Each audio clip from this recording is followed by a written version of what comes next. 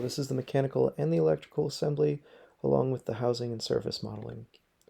So I'm going to start off here by just blocking off the overall shape and using a scan in order to mock up my drawing. I'll show you all that technique, but if you go through, I'll share this file with you, and you'll be able to learn from it and see how it is that I made it.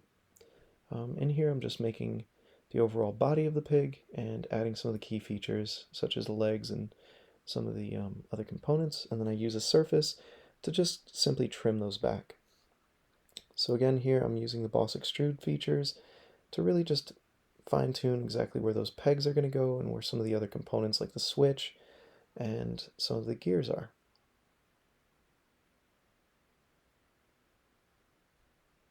So this will be the beginning of the dynamo and the coil, which leads to the third prong in the switch. And the magnet's mounted there to the bottom, and then you have inside of here an assembly which rotates the dynamo when it's coupled with the other gear. And I want you to pay close attention to the gear ratio and the facing of those gears. So they all have to align, and you'll want to count the teeth as it's very exacting.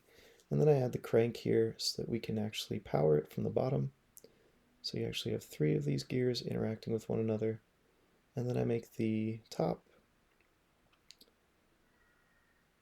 and the ears.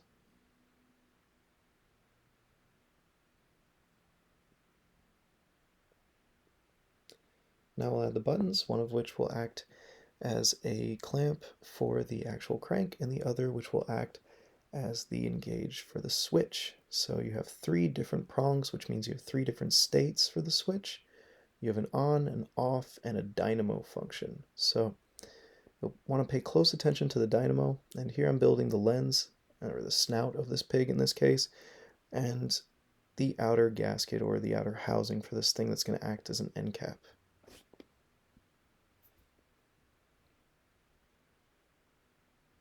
And we can't see the internals right now, but just what's going on is I'm making a battery housing on the inside of the pig, which got really, really close. And then I'm just adding bosses so that we can actually screw into the bottom and assemble this pig so that it doesn't come apart. Alright, that's it. I'll share this file with you. You can run through it yourself, and I hope you have a good time making whatever wonderful design you come up with.